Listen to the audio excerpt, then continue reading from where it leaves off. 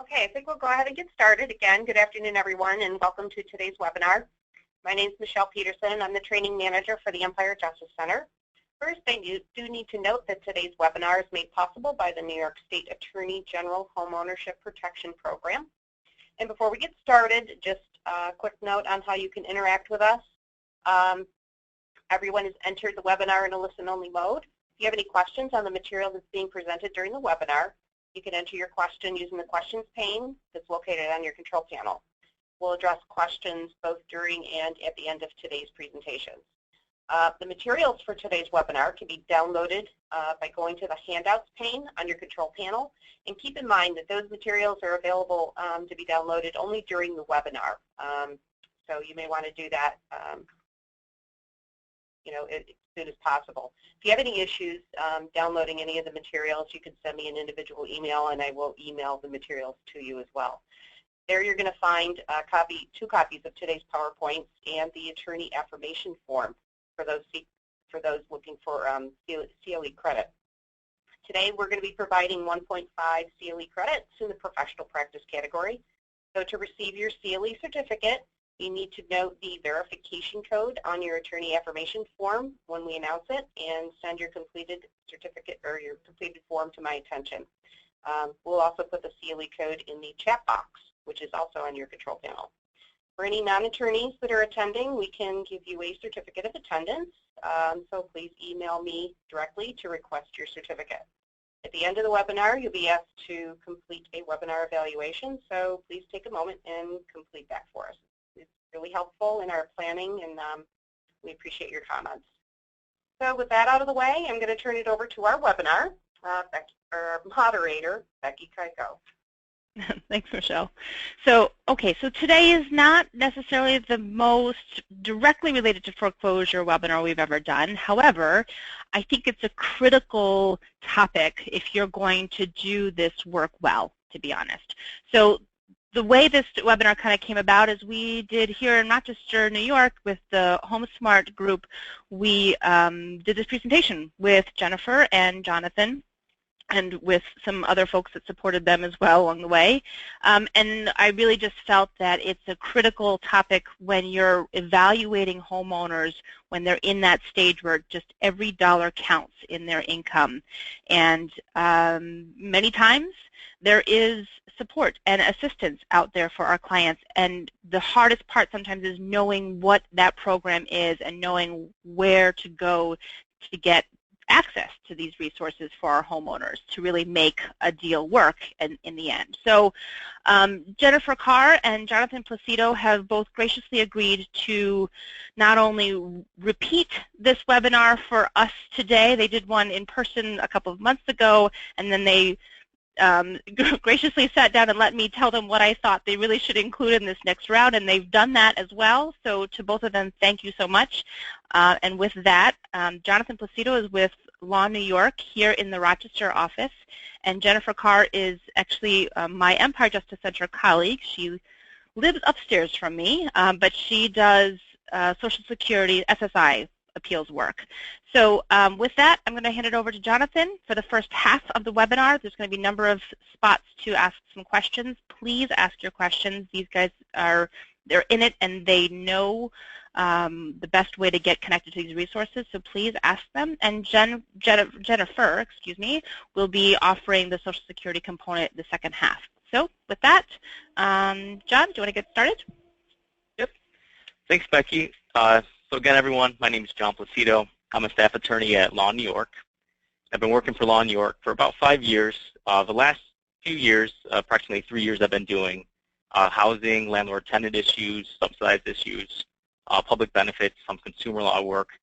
But prior to that, I also worked at our Jamestown branch doing foreclosure issues and exclusively foreclosure prevention.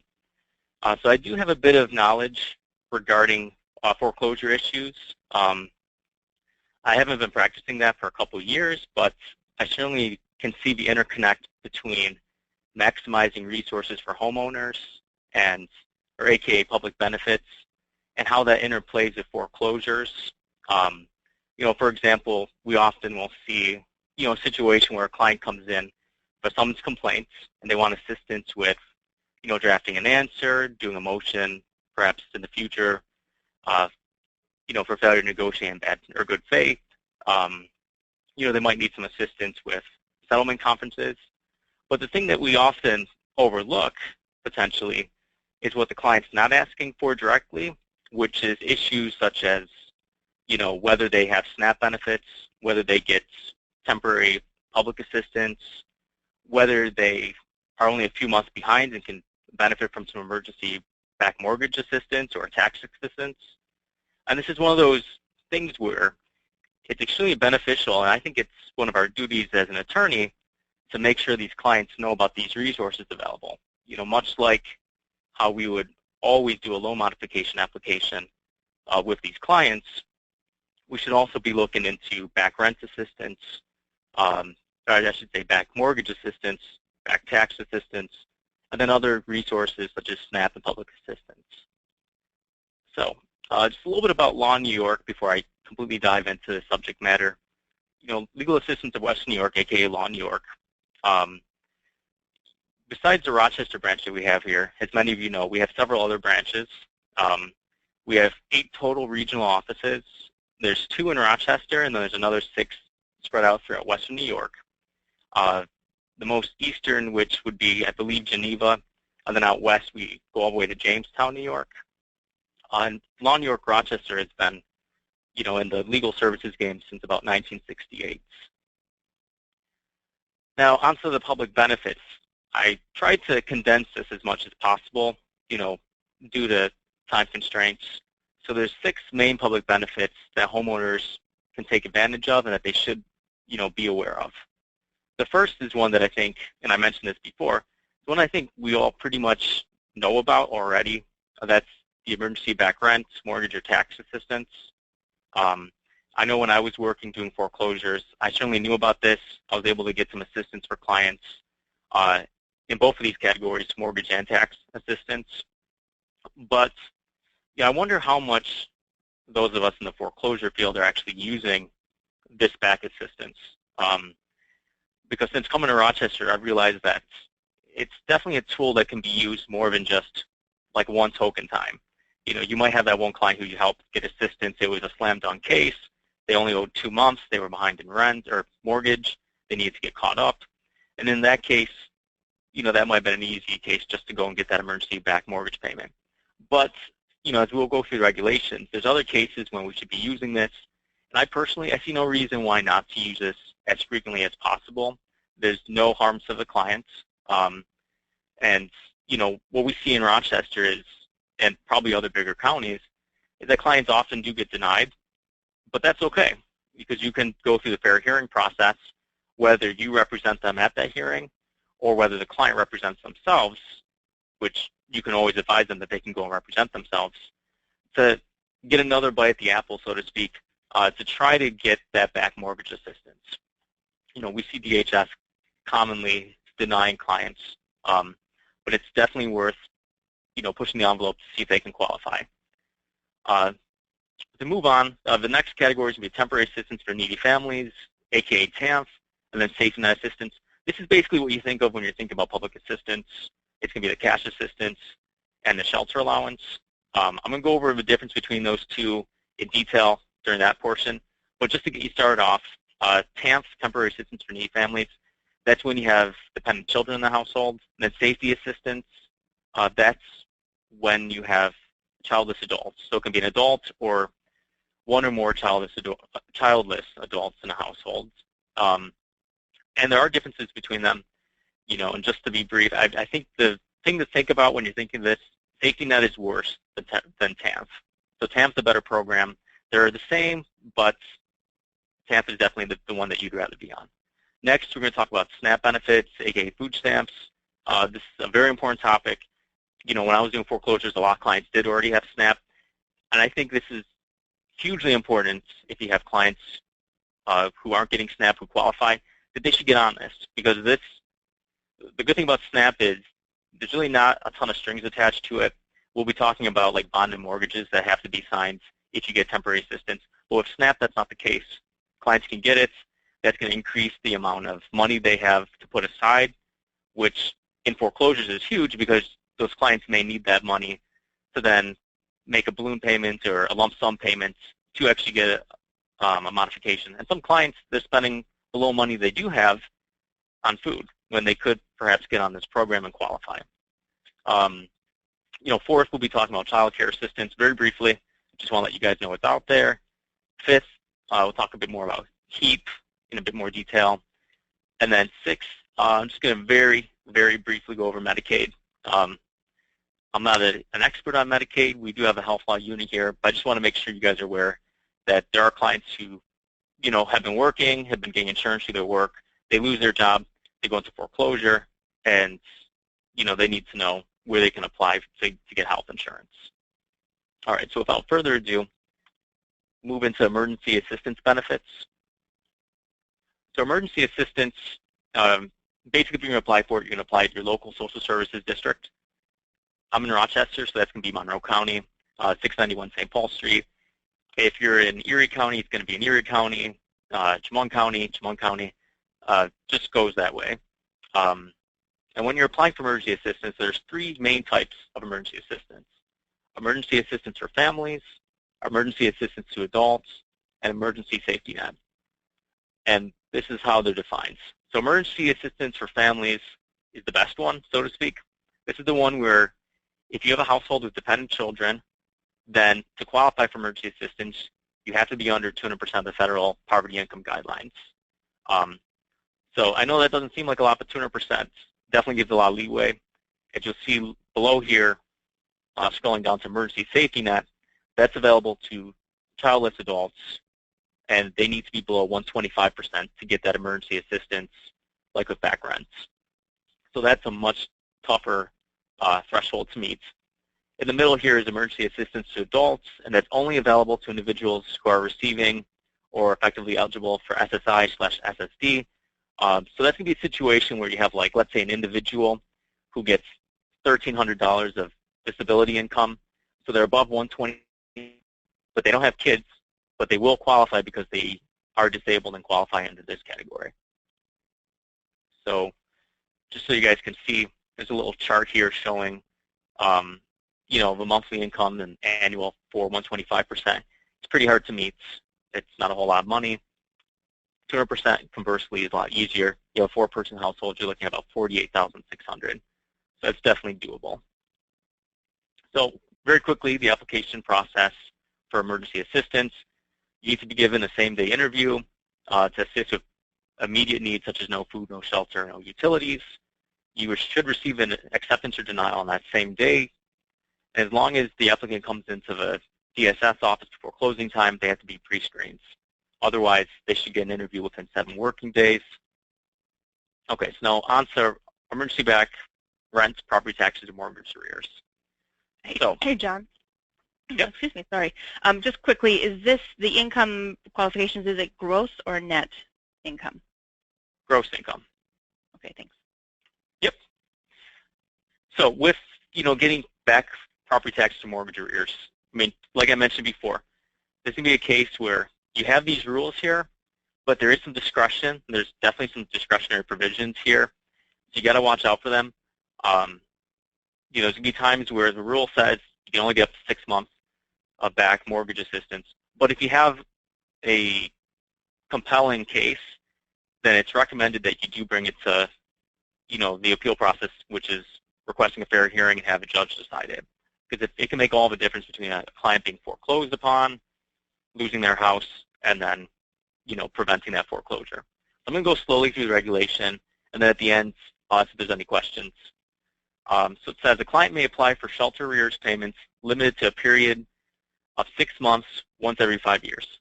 So that means once every 5 years, you can receive up to 6 months of back shelter expenses. So if you received assistance 4 years ago, unfortunately, they're saying you can't get another assistance until the end of the next 5 years. But there is a discretionary provision here that says unless the district determines at its discretion that additional shelter arrear payments are necessary based on the individual case circumstances. So this is where it might come in handy requesting a hearing. And there's some factors to be considered here. when such payment is essential to forestall eviction or foreclosure and no other shelter accommodations are available. So this means basically it's got to be essential to stop the foreclosure. We've seen this a lot where the client comes in, they're 2 years behind on payments. Chances are that's not going to be a great case to get back mortgage payment assistance. And even if they were to pay 6 months, that's not going to prevent the foreclosure because there's too much owed. So that's what that means. The next section, too, says the health and safety of the applicant has to be severely threatened by failure to make such payments. So that's going to be another factor that plays into it. If the applicant is elderly, living in a house that if they were to be evicted from that house, foreclosed and then evicted, their health and safety be threatened, you're going to have a more compelling case to make to get mortgage arrears beyond 6 months. Next, the applicant should reasonably demonstrate an ability to pay the shelter expenses. So I think we've all heard that one before. You can't get that assistance unless you're able to pay ongoing for the mortgage payment. So this is going to be most helpful for clients who fell behind and then, a few months, then we're able to get back on track and now just need assistance with catching up on the arrears. But conversely, there's catch-22 coming up here, which says that, however, when in the judgment of social services that the individual or family had sufficient income or resources to secure or maintain alternate permanent housing or cover those shelter arrears by themselves, then they will not be provided back property tax or mortgage arrears. So that, again, catch-22 is you need to make enough to pay ongoing, but you can't make too much where you could eventually, be able to save and pay that off by yourself. And again, this is all discretionary, which is why the fair hearing process does come in handy. For such payment does not exceed the local agency maximum monthly shelter allowance, which we'll get to the shelter allowance in the next section. However, there's a big exception here. It says a district may issue a grant in excess of the maximum monthly amount. However, it's going to be subject to a recoupment. So if it's above the shelter expense, which a lot of times it is, clients are just going to have to pay the recoupment on it. And DHS typically is okay with that. The next provision, the applicant, if accepted for ongoing public assistance, agrees to future restriction of shelter payments in accordance with Part 381 of his title. What this means, it's kind of confusing at first. All it means basically is that your future public assistance payments are going to be direct voucher to the landlord or to the mortgage company. That means you're not going to get cash assistance. So when it says restricted, that's what that means. Lastly, this is a catch-all provision. If you're a family assistant, so if you have family or dependents in the household, you still get that 200%. But this is saying anyone who doesn't fall into those 3 categories I mentioned before cannot exceed 125%. Like I said, that's kind of a catch-all provision. Next, just briefly, you can also get additional cost of meals if you have a client whose stove broke down, they don't have any money. DHS will provide emergency assistance through meals and restaurants. It's not a lot of money, but that's $64 a month. And then replacement of clothing or furniture if there's a catastrophe, flood, fire, and individuals in the household need furniture or clothing replaced, there is allowances for that as well. All right, so before I get on to the lien and bond and mortgage information, does anyone have any questions regarding emergency-backed mortgage payments? So there are a couple of questions, so let me go through. So far we've got 3 of them. So is the emergency back rent and mortgage or tax assistance applied for through DSS? I think just the question is where do we send our clients to access this resource? Right down the DHS, they'll apply for emergency assistance there, and they are supposed to get a denial or an approval notice. So they should come back to the office with a denial or approval.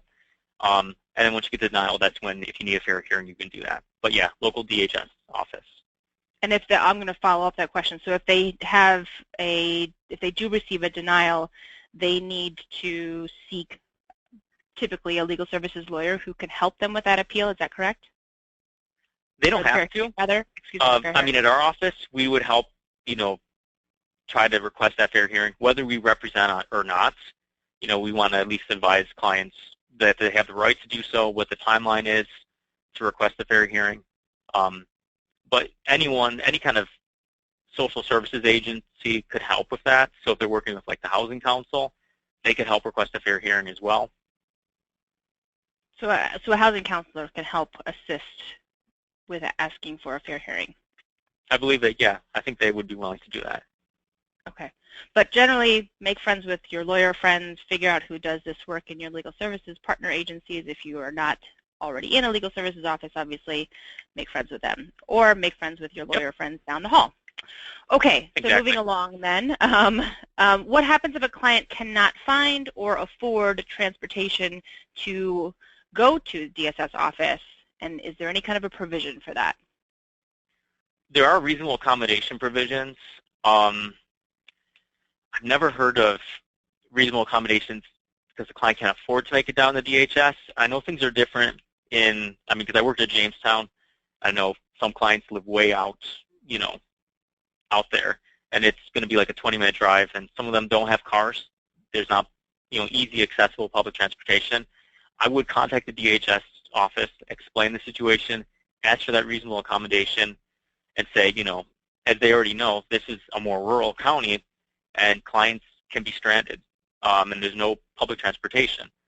And then my hope is that reasonable accommodation will be granted for that client to help them get down to DHS. Okay, so request it and see what happens. Yep. Okay. So another question is, how long does it usually take to get an approval or a denial? It should not take too long. Now, getting back rent assistance or mortgage assistance or tax assistance isn't like an immediate, like you don't have any food or you don't have shelter, but they should get you back an answer pretty much ASAP. It said you'd have your first meeting within 7 days. It's got to be before then, for sure. Usually you'll get these decisions back on the same day you go there. Okay. But I don't think there's anything legally that says that you have to get that decision back. But typically you'll get it within a week. I would say 90% of the time the client will go in, we'll have a meeting right there, and we'll leave that day with an answer. Okay. All right. Let's see. Is this emergency assistance available for all counties? I've never heard of this in Clinton County. As far as I know, it's available in every county. It was available in Chautauqua County when I was there. It's available in Monroe County. I'm sure it's available in all the other big counties. It's in the, the regulations for social services. So yeah, chances are it might not be as well known in smaller counties, but it's definitely there. And I think I put the regulation in the source material I referenced there. So yes, it should be available. Okay, so you have information in your materials for folks outside of our little bubble here in Monroe County. You have resources for everybody on the phone that lives across the rest of the state. Yep. Here I just moved back to the page before. It says 18 CRR-New York 352.7. That's going to be the regulation. I know this goes for the cost of meals and furniture, but if you look through that site, you're also going to find the emergency assistance regulations on back mortgage assistance as well. But is it changed? I'm sorry, this is now my question. Does the amount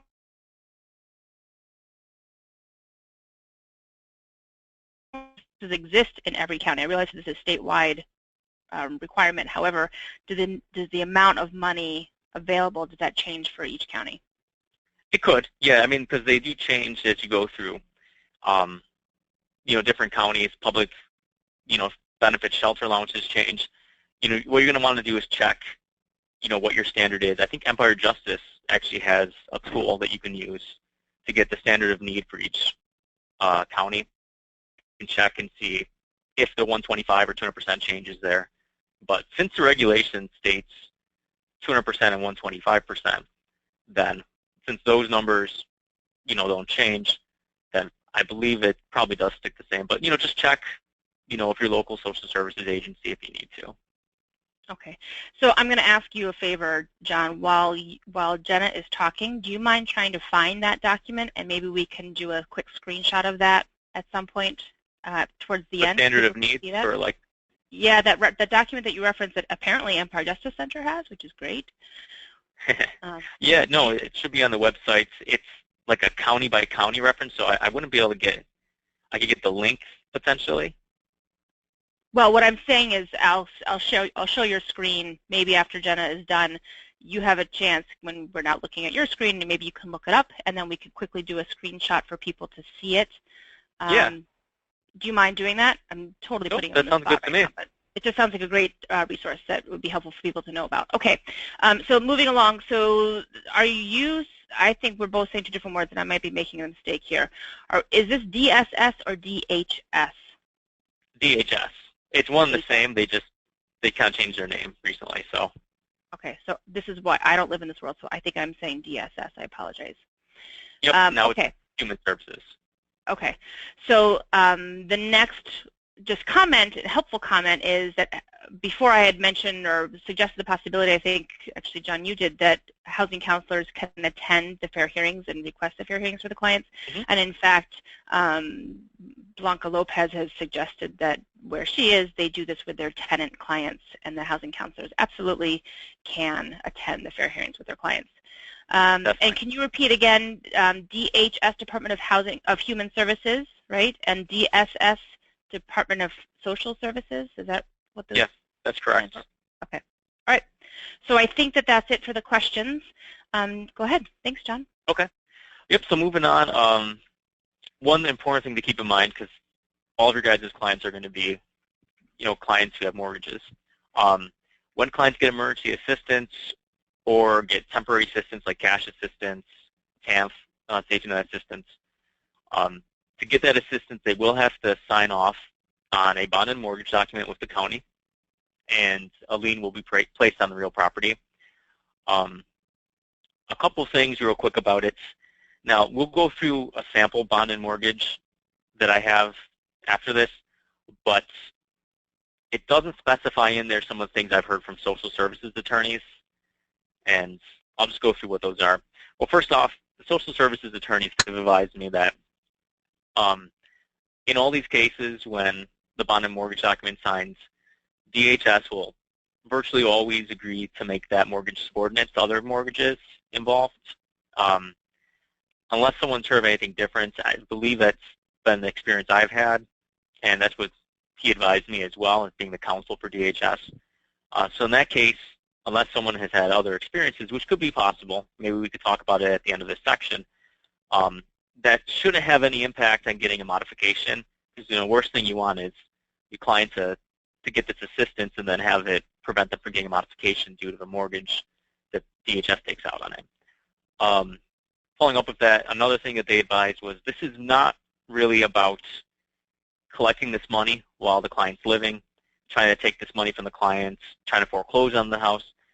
This is all about, just making sure that DHS is getting something for the payments they're making out of the assets of the home.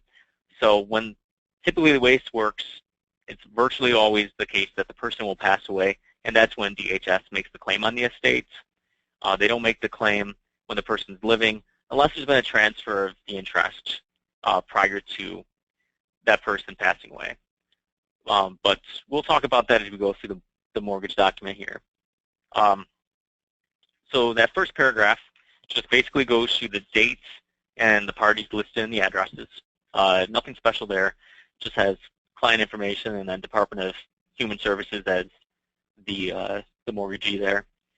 The next paragraph goes over, the agreements that the client be indebted to the mortgagee for the amount that's being provided as public assistance or emergency assistance. One thing to note about here, you're not getting a set amount like you would on a typical mortgage document. The reason for that is because that amount keeps changing. The more services that a client gets, the more that's going to increase. And you can always check how much services or public assistance the client's got. So you can keep track of this number. It just isn't on the actual mortgage documents. Here at the bottom, it says that if the mortgagee demands payment upon 30 days notice, that can be done. The next page, there's a few situations where demand can be made immediately in that manner. First is, like I mentioned, upon the death of the individual. That's going to be a situation where they can demand and make a claim on the estate. When there's a transfer or sale of the mortgage interest. And then third, at the time that the mortgagor is institutionalized or ceases to occupy the premises. Now, of course, like any other mortgage, this can be taken care of, this whole mortgage, by paying off the amount that's due, and that is reflected in this section here. But those are a few of the ways they can demand it. And again, like I mentioned, the guy I spoke to, the attorney for social services, said they rarely jump in there except for upon the death of the individual. However, the mortgage document saying something completely different. Got to let the client know what the mortgage document saying, that there's the possibility of all these things. Maybe with, the input there that's, it's not common practice for DHS to try and collect on this. But again, what the mortgage document says and what is common practice of DHS doesn't always seem to match up completely. Here you have the information about the plots, and then you have a wherefore section at the bottom. The mortgagor will pay the indebtedness as provided, that they will keep it insured against loss by fire for the benefit of the mortgagee, that no building on the premises shall be removed or demolished without the consent of the mortgagee, that there could be a default in this mortgage if payment of any tax, water rate, or assessment isn't paid and 30 days notice, after 30 days notice and demand, and that the holder of this bond and mortgage shall be entitled to appointment of receiver. Then lastly, it says 6, the mortgagor will pay taxes, assessments, or water rates, and in default thereof, the mortgagee may pay the same. So on one hand, it says if you don't pay the taxes, you're in default and we can demand the full amount due and accelerated. But on the other hand, it says 6, the mortgagee can pay the same if they want to, which probably happens more often than not. They just pay the taxes and then add it to how much is owed. Then you have a signature, notarized. So that's what I know basically about bond and mortgages and the liens there. Any questions on that before I move on? Of course, yes.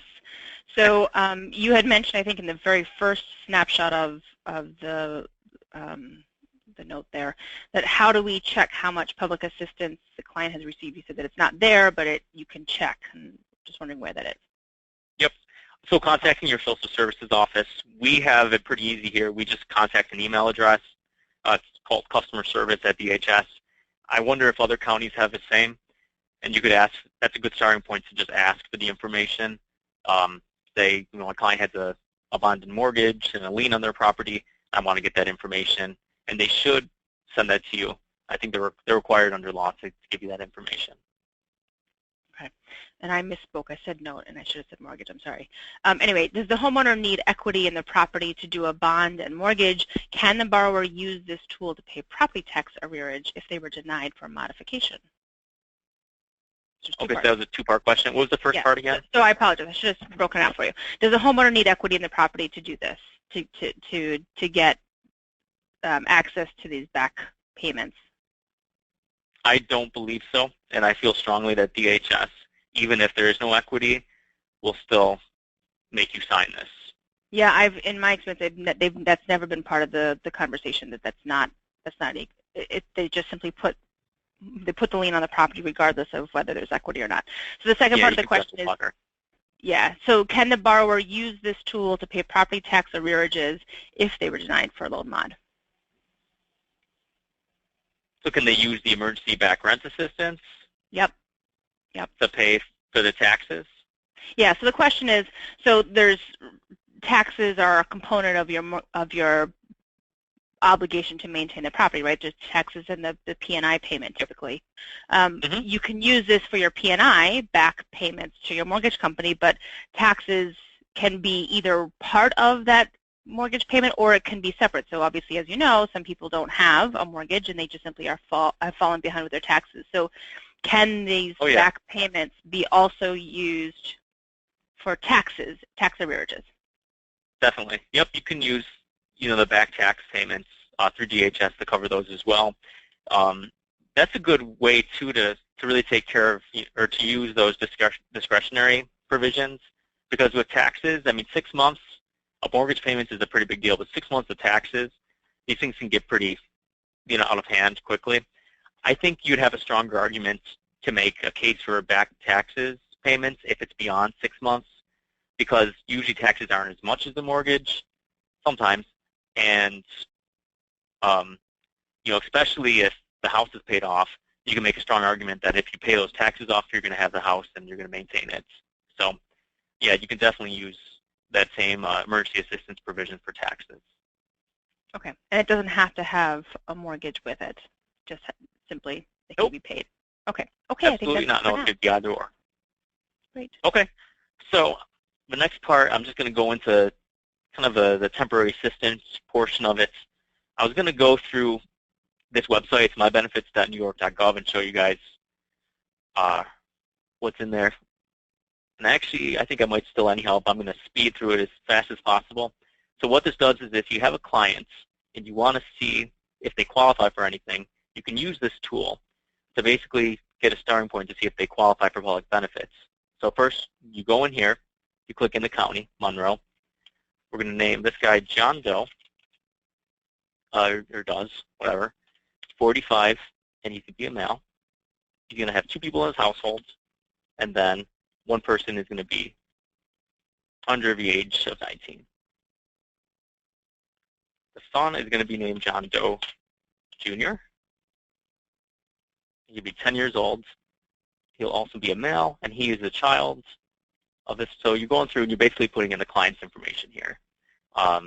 Here it's asking you if there's any disabilities, any of this stuff. You can check no one for this example. It's going to ask you to confirm that. You can check next. Job income.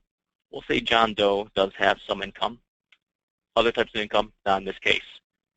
So let's say he lost his primary job and now he's working part-time. He's only get $100 weekly, so that's not a whole lot. We'll just click on next. See how much is his rent. His mortgage payment before he fell behind is $600. He has a heating bill, yes, and then natural gas.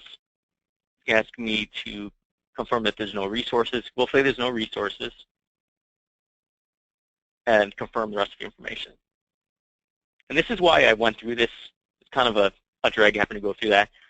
But I love that you can get this page here, not just because it tells you what they're eligible for, but that if you interview a client and you see that they might qualify for DHS or assistance or anything that that can really help them, you can just go through this. It takes about 5 minutes. I mean, I went through that in like a minute, and you can get this awesome print off. And you can just print this off and give it to the client and say, this is what you qualify for.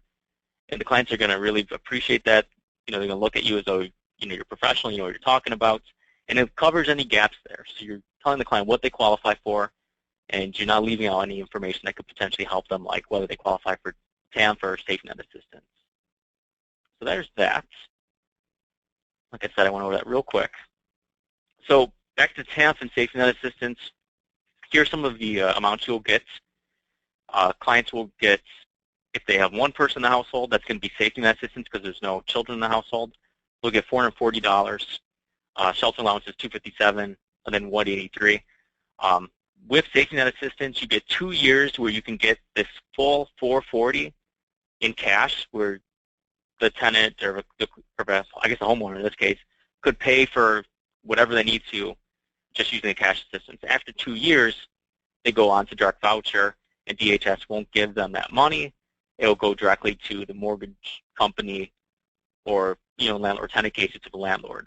The difference between that and TANF, where there's children in the family, is that the children, you'll get 5 years. So you get 5 years receiving just the cash assistance.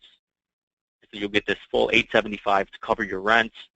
The family can be responsible to cover the rent themselves and keep the difference. Once you get past that 5 years again, though, you go on to the direct voucher. So you could still get, let's say, a household of 5, and your mortgage is $800. So you'd still get the $800 paid, but it would be paid directly to the mortgage company. And then $223 of cash would be given to the client, because you get the difference, but you wouldn't be able to just get the cash straight up. And that's kind of the difference between those. That's why I say safety net assistance is not as good as TANF. For one, you get a lot more in TANFs there. So if you have a household of 5, they're going to benefit more from this benefit than if it's a household of 1 for safety net assistance. quickly, there's some resource exemptions, $2,000, typically as much as clients can have. There's ways to get around this through trusts, but I won't go into details about that. Just know that the general resource exemption is $2,000. And income is treated in different ways. So if you get like $300 of income from employment, but you have 6 people in your household, you could still get DHS assistance, but it can be subtracted by about $300. Plus, they give you a little bit extra since you're employed. Some income's entirely disregarded. That'll be like Social Security income, like SSI.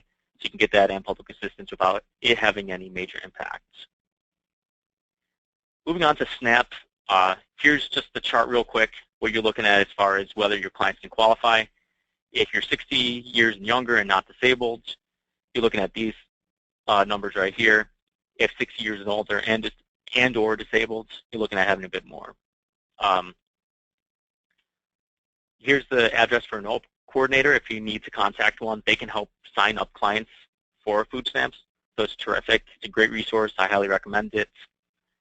Then lastly, for SNAP, I'm just going to say real quick, there are some new rules that came out this year, and it basically states that individuals can only receive 3 months of SNAP benefits unless they fit into an exception. And the way this works is that the exceptions basically cover everything. The only reason they put this out, apparently, was because they want to block childless adults who aren't putting in the time to do like work programs. So you'll see a whole bunch of exceptions here. If you live in any major cities, you're going to be immediately exempted from this. If you're age 18 or younger or 50 years or older, exempted, or disabled, unable to work 20 hours a week, substance abuse program, unable to work 20 hours a week, applying for unemployment benefits, or even in school part-time. That's going to be an exception. Like I said, this is mainly just for preventing clients who are adults, who don't have kids, who are able-bodied, but are not doing the work requirements. So they can only get 3 months of SNAP benefits. But this might come into practice a bit in those rural counties. Now again, SNAP is really important because with SNAP, you don't have to sign off on a bond and mortgage. So it'll be a great resource for clients. And if a client lost their job but they're not paying their mortgage because it's in default, but their money's all going towards SNAP, this is a great way for them to potentially save some money. Keep an eye on those resources, but a great way for them to save money. So in case they need to make a lump sum payment, they're able to do so. Child care assistance, going to go through this real quick. These are the ceilings on assistance. So if you have a client who comes in, they're working part-time, they're not making a ton of money, under $2,772 in their household of 3, definitely recommend that they check out child care, because that's going to, once again, open up more money that they can use for lump sums, for modifications if it comes to that. Parent has to be actively working at a job weekly for this. They can be college attendees in 2-year programs, so no bachelor degrees, no master's degrees, but they also have to be working 17.5 hours per week to qualify as well. HEAP, go through this a little bit fast too. HEAP is, a federally funded program. You can get energy assistance. It's only available part of a year. To qualify, you basically have to be a citizen or qualified alien. You have to have gross monthly income that's below the income guideline, and you have to receive one of these benefits, or I should say, or you have to receive one of these benefits, and you have to live in an eligible living situation. Most household living situations will be covered. Basically, any heating costs, so chances are your clients are going to qualify for this. If they have to pay the utility bills themselves, they should still qualify, and this is going to help. So with HEAP, you're looking at about, just to give everyone an example, household of 5, if you have gas heating, you're going to be looking at about an extra $56 per month. If it's oil heating, about $72 a month. If it's that pellet heat or oil or propane or something, one of those other strange ones, or different ones, I should say, you're looking at a bit more, like about $117. So that's a per month HEAP benefit you get. That's regular HEAP. Emergency HEAP is to help prevent shutoffs. So you can get some assistance to prevent the shutoff if you get a notice. You have to get a notice, or if you have one of those heating supplies like a tank of fuel, oil, or propane, and you have less than 10 days supply of that, or less than a quarter tank. In that situation, you can apply for a HEAP emergency HEAP benefits to prevent that. Again, you have to qualify, based on your income and no higher resources than those amounts. There's a program in New York State called the New York State Heart Share Program. If you've got HEAP, an emergency HEAP, and a client still needs help with another shutoff notice, they'll give you one more bite at the apple by providing up to $200 to prevent disconnection of services. So this is another chance to save them. You can get assistance with repairing or replacing heating equipment. So if a client says that their furnace broke, you should send them down to DHS. They might be able to help them with this. Cooling assistance is available during the summer. You can get up to about one air conditioner, not to exceed $880 with installation per dwelling. And that's only open during the season of summer during the year. Weatherization is also available. I'm going to go extremely quick through this.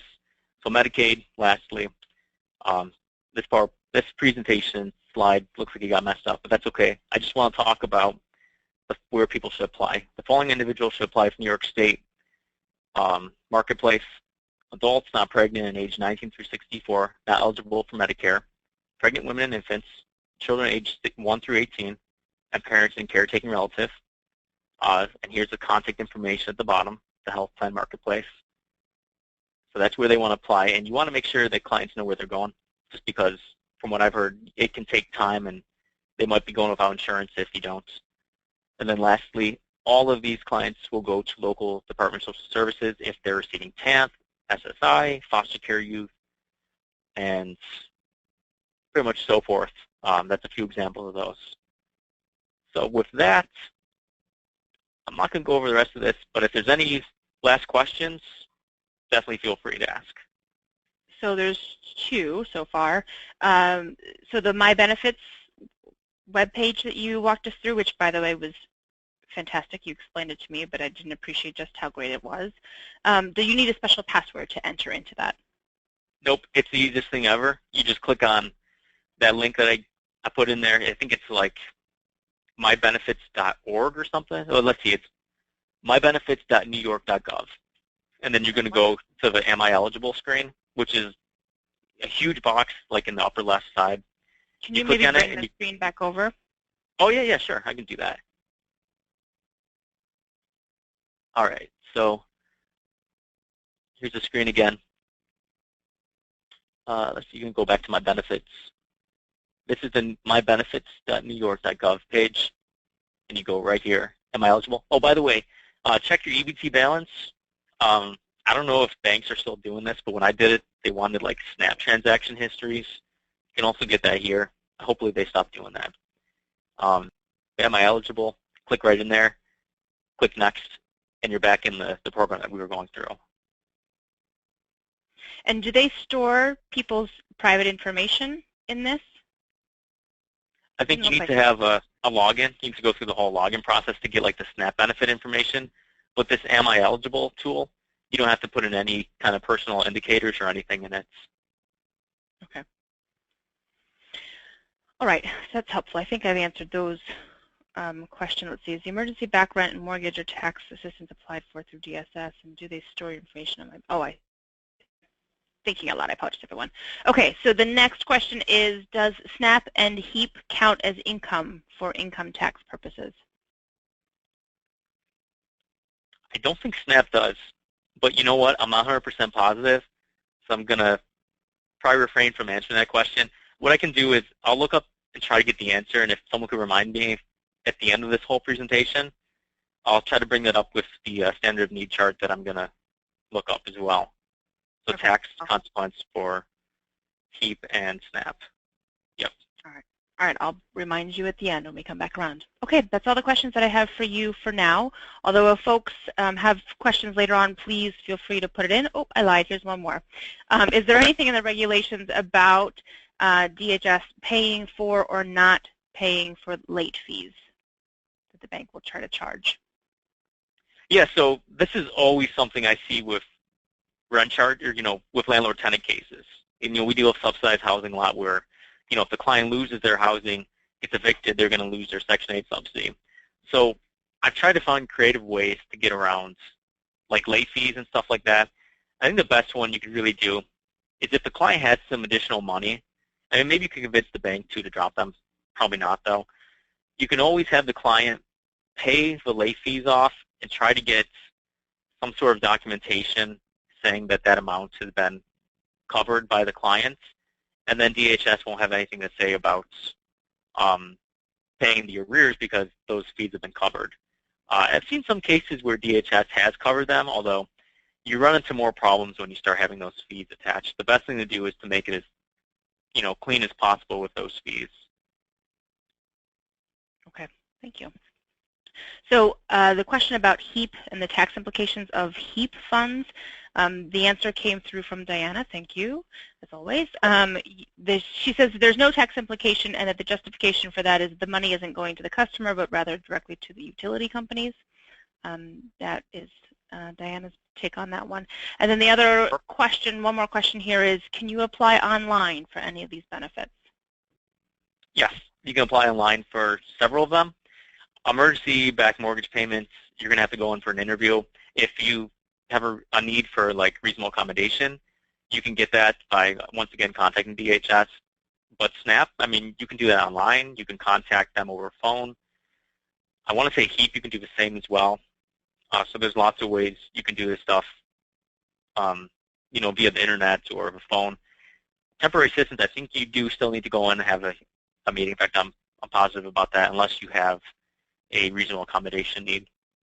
So yeah, SNAP and HEAP, I believe, are the ones you can get assistance with without actually going in. Okay. All right, so that's the questions. I think that's it for now. So, John, thank you so much for your help, and thank you for being willing to continue to work and find more stuff for us to snap or to flash on the screen in a little bit. Yeah. So with that, we're going to move along to Jenna. And just for everybody's, just for your notice, poor Jenna has been sick, and so she has got her cup of tea and her water, and she is ready to go. But thank you for presenting, even though you're not feeling 100% today. So let's not a problem. Over to you.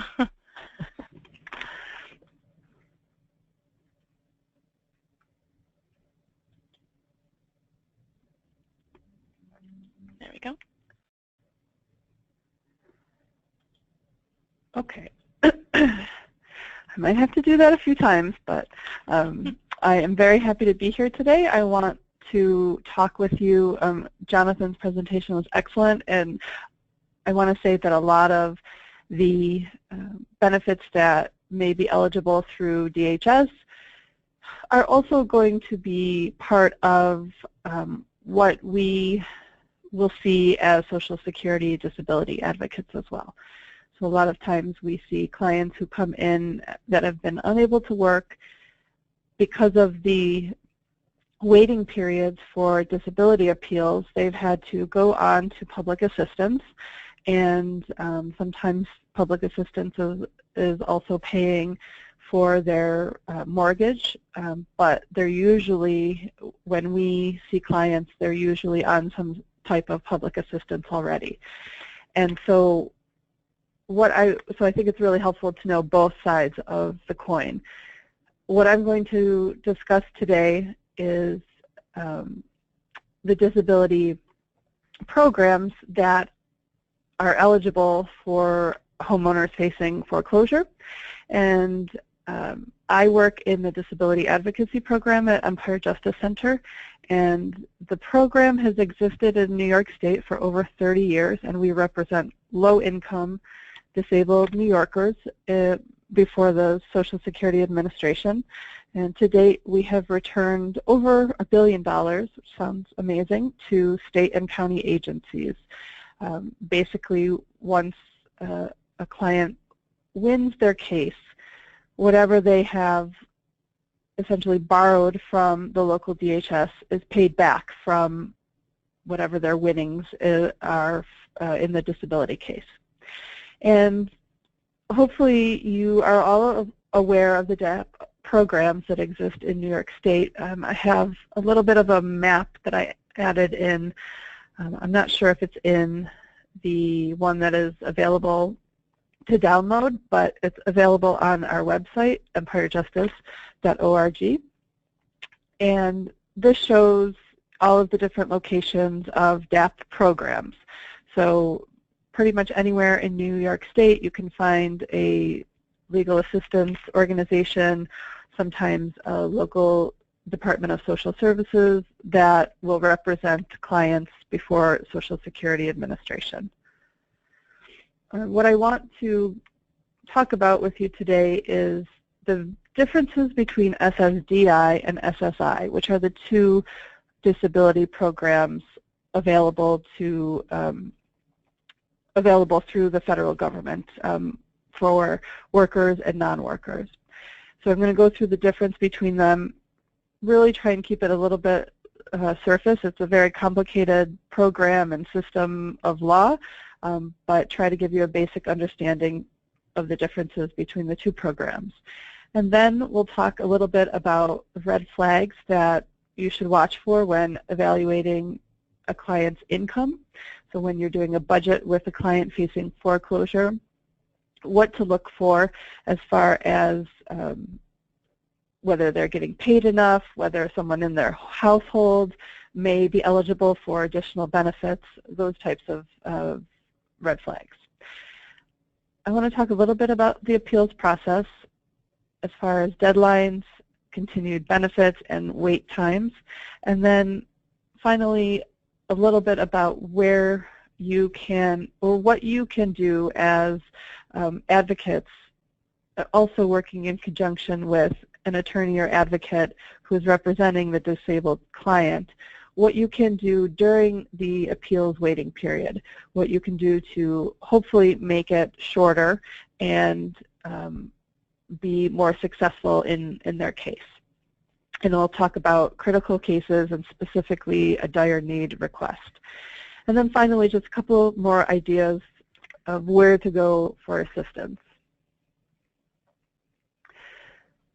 So the standard for disability in both programs, SSD or SSDI and SSI, is that an individual cannot perform substantial gainful activity, which is a monetary amount. They won't make over this amount per month working, and that's around $1,000 right now. It sometimes goes up and sometimes stays the same. So you can also check that online at ssa.gov.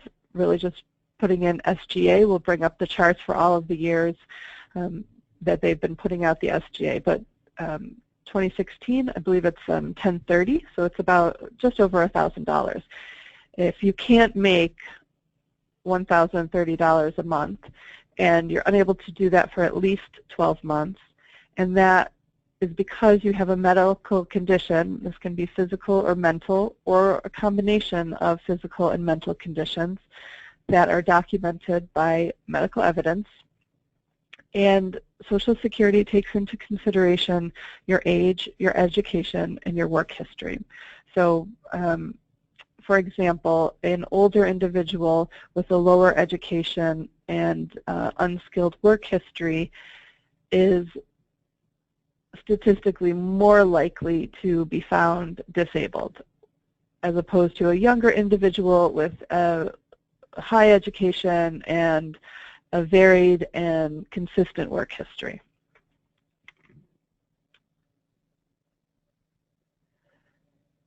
So Social Security disability income versus Supplemental Security Income. SSDI, SSD, and Title II is what the program is commonly referred to. And that's a disability insurance program for workers who pay their FICA taxes to earn coverage under this program. And the coverage is extended to those who have worked for at least 5 of the last 10 years and paid into the program. In contrast, Supplemental Security Income, or SSI Title 16, that's a benefit program for low-income adults over 65. So for example, someone who's over 65 and had a work history but didn't have a lot of work in their background. So they're receiving some type of retirement benefits, but it's not a significant amount, and it's not up to the SSI level. Those low-income adults are eligible for SSI even if they're not disabled. And then SSI is also available to disabled and disabled children in a low-income family. And those are definitely the most common recipients of SSI, the disabled low-income adults and disabled children in a low-income family. In this program, SSI, there's no work requirement. And there are other requirements aside from the medical disability determination, among those being immigration status, income, and resources. Since it is looked as a type of public assistance, a needs-based program, there are very strict limitations on the type of income and the amount of income that you can have, resources, so assets, savings that you can keep and still qualify for the program, and then also your immigration status. A few other differences between the programs. For SSD, there's a 5-month waiting period, so you can apply, and if you're found disabled, you're basically not paid for the first 5 months that you were disabled. However, an advantage to the SSDI program is that you can receive retroactive payments up to 12 months prior to the application. So if you applied for disability on the first of the year and you said that you became disabled 17 months prior to your application, then you would be eligible for 12 months of retroactive benefits going back, and that would include the 5-month waiting period. SSD Title II benefits, you are eligible for Medicare 24 months after your first payment or 29 months from date becoming disabled. That is usually not an issue for most of the clients that we work for because of the waiting periods. Most clients wait at least 24 months from the date of their application to receive benefits.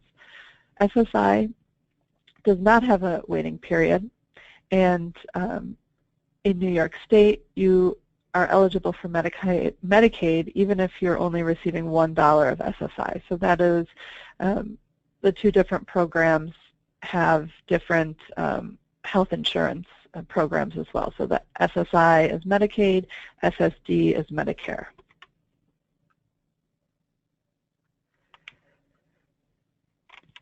SSD, another advantage to this program is that if you're found disabled, there are what they call auxiliary benefits. I cannot say that word. I even wrote it out phonetically. So basically, benefits for... Don't worry. Oh, yeah, even on my best day I can't say it. But so those are benefits for family members, basically, of the insured worker, the disabled worker. So their spouses who are taking care of children under 16 and ex-spouses 62 years or older may be eligible for benefits under their record. If an insured worker dies, their widow is 60 and older, or 50 and older and disabled, and the deceased worker's dependent parents may be eligible. And then at the same time, SSDI recipients, their children who are under age 18 can get a monthly benefit under their record as well. And then if they are also disabled, those children before 22, they may be eligible for benefits under the record. Now, it's a sharp contrast to Supplemental Security Income, SSI, where only the claimant, only the person that applied for benefits is eligible for any benefits. So no dependency or survivor benefits in that program.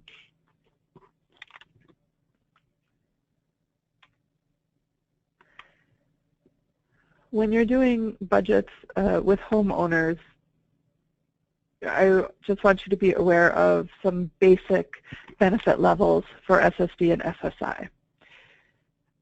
The SSDI benefits or SSD benefits are based on how much you've earned in the past and how much you've paid into your FICA deductions.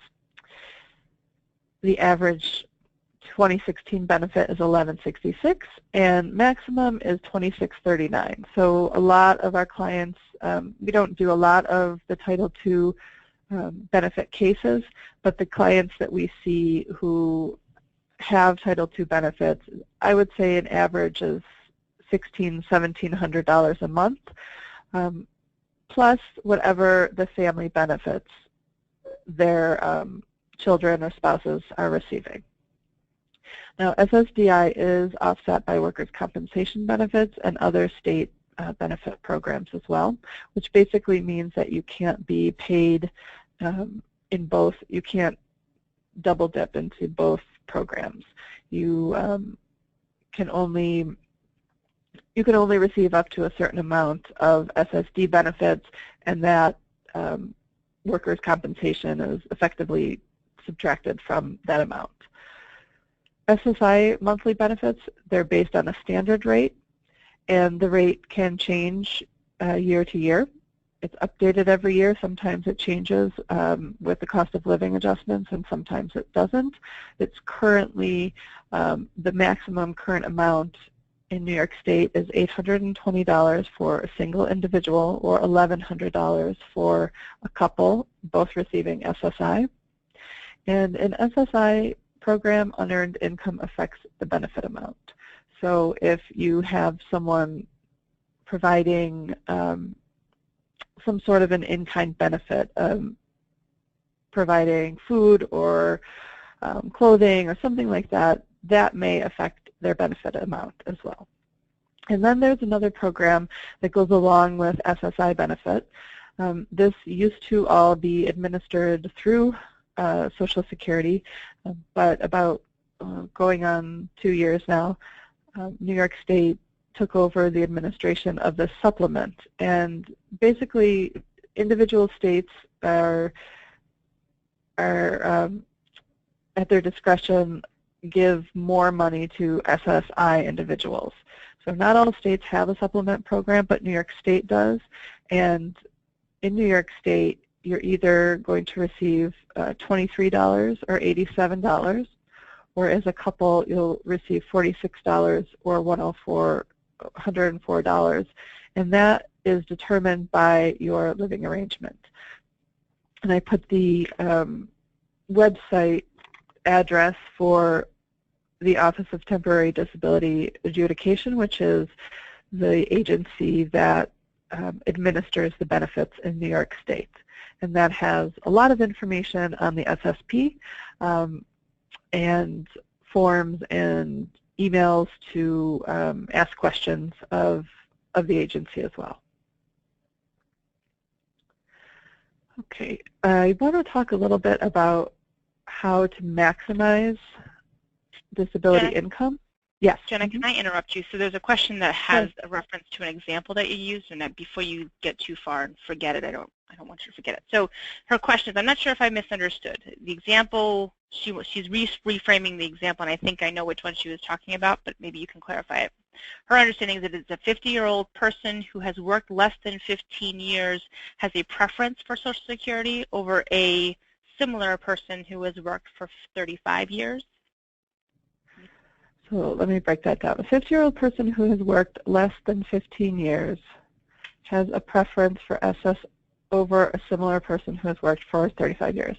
So it's not necessarily that that's not the only consideration that they take into account. So the age is part of it. The education is part of it as well.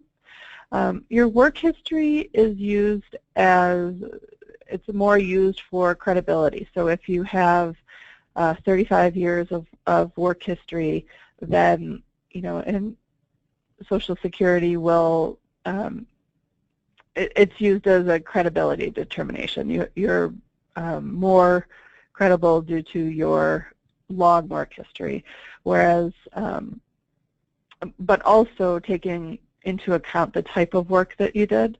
There's what is called the grid, and that basically lays out all of these categories: the age, education, type of work, and tells you whether or not the person can be found disabled just based on those categories.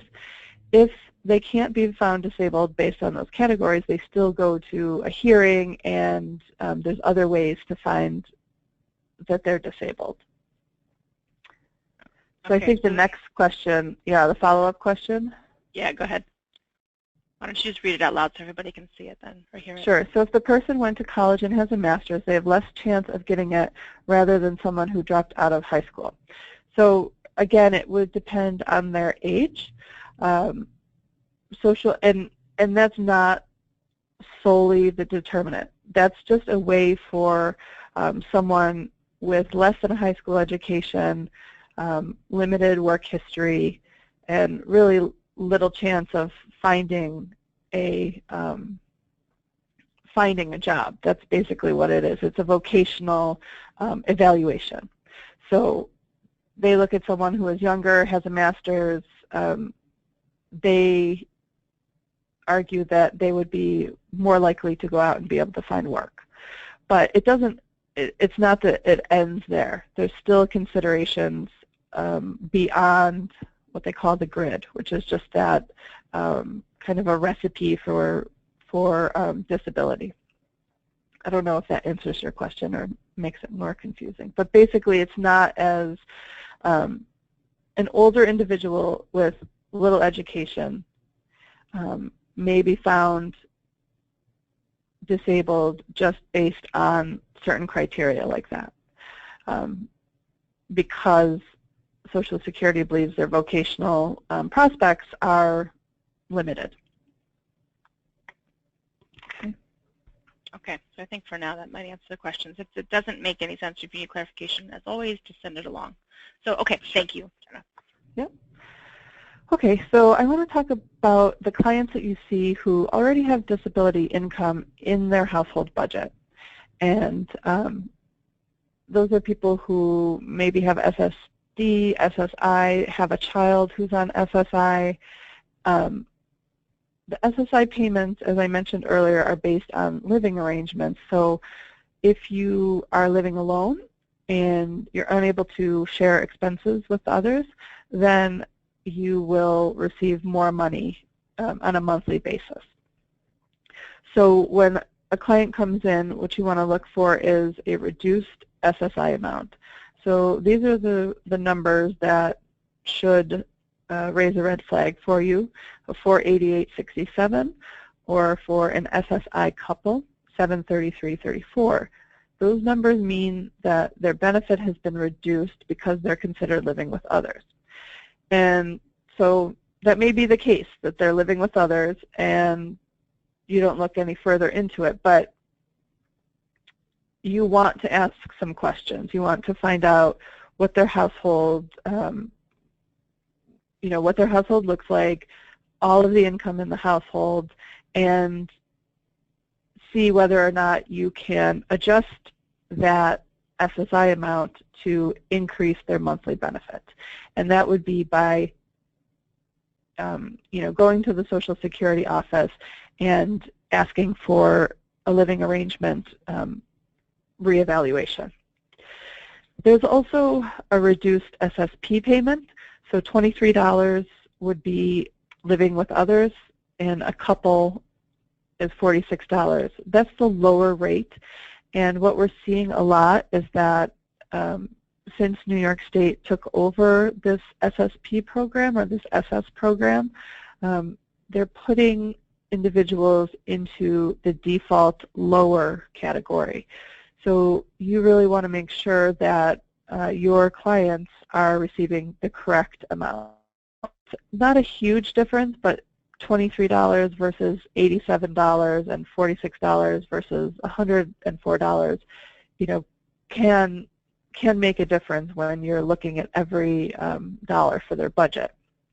So if you find a client that is in the wrong category for SSP, what you would do is go to the HOPP site.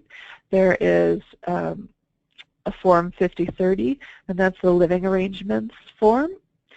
Complete that and fax it to them. They should be able to fix that for you and also send you retroactive amounts if this has been, if their SSP payment has been reduced since New York State took it over.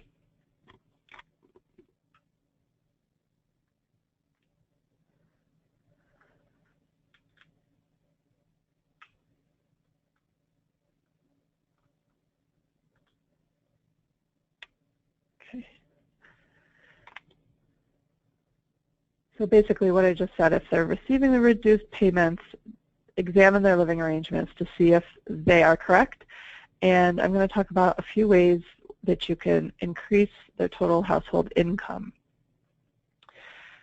based on living arrangement. So generally speaking, minor children in the household who are receiving SSI benefits are usually considered to be living with others and will receive that reduced rate. Now there's some argument that if a minor child has some sort of a special diet or you know, everything has to be prepared separately from the household, that they're not really sharing food and shelter expenses per se, that one could argue that they are their own household for SSI benefits. It's less common in minor children than it is in adults living in the same house, but I think that's a possibility. The other would be paying room and board as a flat fee. So if you're living in the household and there's several different streams of income, one or more of which is the disability income, can those persons receiving disability pay a flat fee towards room and board? And that would have the effect of making them basically their own household, would raise their monthly benefit to the living alone amount, and would bring an increased income into the household. And like I said, a disabled household member who needs to purchase food separately may be considered living alone. Someone paying a pro rata share, basically taking into consideration all of the expenses in the house and dividing it by the number of occupants.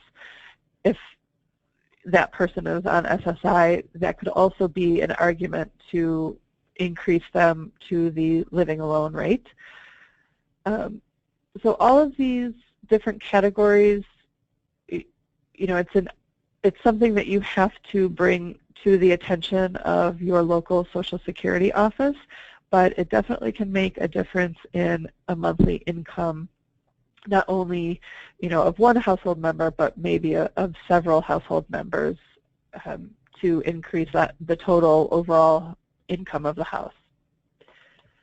And then, like I said earlier, HOPP, New York State HOPP, has been doing the SSP default at the lower rate, and so you just want to check and make sure that all of your clients are getting the correct living arrangement rate through HOPP.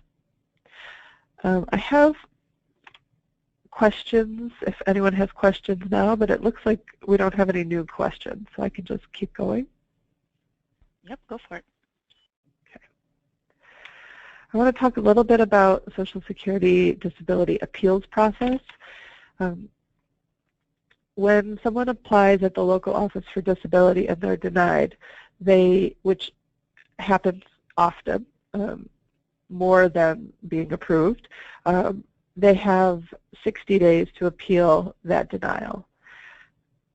And that is where the DAP program in New York State usually comes in and reviews cases for representation. So the next step of the appeals process is the administrative law judge hearing, and that's once a person has applied for or has put in their appeal within that 60 days. So 60 days to appeal. The current waiting time for an ALJ hearing is about up to 2 years from the request for the hearing. So let's say they apply, there's about a 30 to 90 day period for that initial determination. Then if they appeal it right away, they still have 2 years to wait for a hearing, and then additional amount of time to wait for a decision. So that is where we see most of our clients at the ALJ hearing level. If they lose at that level, there's another level of review called the Appeals Council, and that's a paper review only. The ALJ hearing is a face-to-face hearing, not really a trial. It's a relaxed hearing, and the Appeals Council can affirm, reverse, or remand the judge's decision. And again, all of these levels, you have 60 days to appeal. So if you're denied at the Appeals Council, 60 days to appeal and go to the U.S. District Court. Again, they can affirm, reverse, or remand. And if you lose at that stage, 60 days to appeal to the Court of Appeals. I guess, you know, the process is very long at each level of review, but they have the best chance of winning at the ALJ hearing or at the initial application stage. So the different types of disability cases, when you have a client who comes in that already has disability benefits in the household, you'll see a few different types of the disability cases. The first being the initial claim, second being continuing disability review, and then the third is the redetermination. So on the initial claim, as I mentioned before, that's the most common. We see people who have never been on benefits or haven't been on benefits for many, many years, and they have to file a new claim.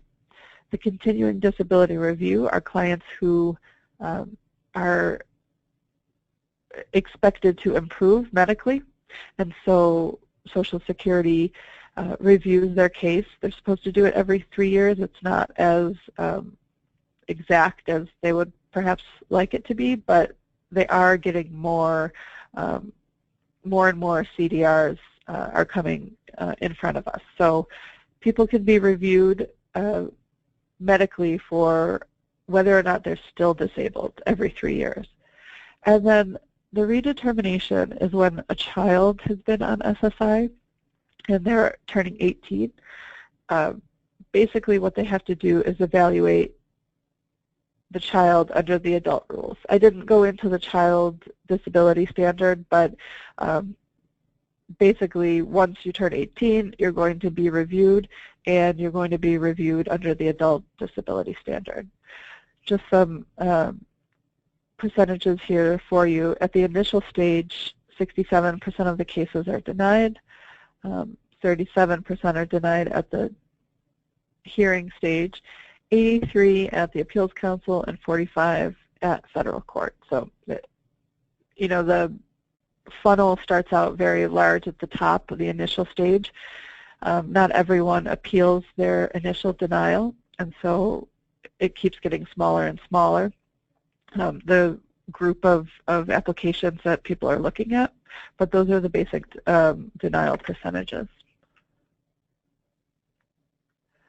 Okay, so I want to discuss when someone has a pending application or falls into one of those categories where they're being reviewed to see if they're still disabled, or they have a child who is being reviewed as an adult. They're turning 18, they still live at home, and they're being reviewed as an adult. The first thing that you want to do in the latter two cases, the CDR, continuing disability review, and the redetermination, the 18-19 cases, are make sure that your client has requested to have benefits continued. If they're found no longer disabled or not disabled under the adult rules, they have a 10-day window to request that their benefits are continued while they appeal it. while they appeal that decision. If they come to you and they lost that income, the child was found not disabled under adult rules, and they never requested the benefits to continue, and so they lost a large chunk of their household income, there is a procedure for requesting good cause for the late request. So you would want to do that immediately if they have a good reason. A lot of reasons that we see are that they didn't understand, the letter wasn't clear that they had to ask for these benefits to continue, or they did call and they asked for the benefits to continue, but they didn't put it in writing. If there are intellectual disabilities of the claimant, that might be another reason for good cause for a late request. But if you can, try to get those benefits continued. At this point, too, you want to meet or call or talk to the attorney advocate who's handling the disability case. And if your client doesn't have an attorney advocate to handle the case, then I would first send them to a DAP program to see if one of the programs in New York State can represent them. And if not, there's also a national organization of Social Security representatives, and they have a referral line as well. So I would try to get them an attorney advocate because it is a very difficult, very complicated law to work on your own. Not only the law, but also just the bureaucracy around it is very complicated. Once you have an attorney advocate on the case and you're starting to work with them, you want to discuss whether or not your client's case could be considered critical by Social Security and expedited. This is a process that is underused, I would say, in the appeals process, and it's pretty simple, but you just have to be on top of it. You have to follow up. You have to demand that they make a decision on your request for critical case designation. So very quickly, I know that we're coming to the end of our time. The critical case designation is for when a client is waiting for an ALJ hearing. You're trying to minimize that 2-year wait, okay? Social Security will expedite cases for review under certain conditions. The categories that they spell out: terminal illness, there's a couple of military categories as well. So if you're 100% permanent and total disabled through the VA, or if you are military casualty or wounded warrior, that could get you the critical case designation and expedite your case for review. Compassionate allowances is a very specific, basically if you fall under a list of illnesses that they determine you would more than likely meet disability, the regulations meet the standard for disability, then you can also be considered under the critical case designation and expedited. The one that I want to talk to you about specifically for foreclosure is the dire need case. And then the last one is when a client is potentially violent. And that doesn't necessarily mean that they're a harm to others, but it can also be suicidal. We see a lot of clients who have, situational depression from not being able to work, and a case can be made along, with their therapist and with the help of their therapist and their psychiatrist that they're also at risk of suicide. That could be expedited. And we do see that quite a bit. It's usually flagged by the field office, but it's something that if you are privy to that information, or if the disability advocate attorney is privy to that information, that could be a request for a critical case designation. So dire need case for foreclosure, lack of shelter, and that includes imminent foreclosure with no means to remedy the situation. and Social Security is supposed to err on the side of designating it as critical. So what you want to do is submit a request for the critical case designation under one of those categories. Specifically for dire need, potential loss of shelter, you would need to submit evidence of the impending imminent foreclosure. So what I've done in the past with fellow foreclosure attorneys here, submit any type of paperwork that we have from the court, and also we've written letters to both the administrative law judge and the judge on the foreclosure case, just notifying them that we're asking for this critical case designation and for an expedited decision. Let's see. So the only other idea that I had as far as assistance with disability cases is contacting elected officials. We've had some success with our senators, our New York State Senator, their constituent services offices, and they have representatives who specifically handle the Social Security cases, and not only just the hearings, but also overpayment cases. I think that is also a good resource that you can do a multi-pronged attack to try to reduce the waiting period in Social Security disability cases. Okay. If you're looking for DAP programs in your area, you can check out our website, and if you have any questions, you can always give me a call or email as well. And that's it. Thank you. Okay, so I don't see any other.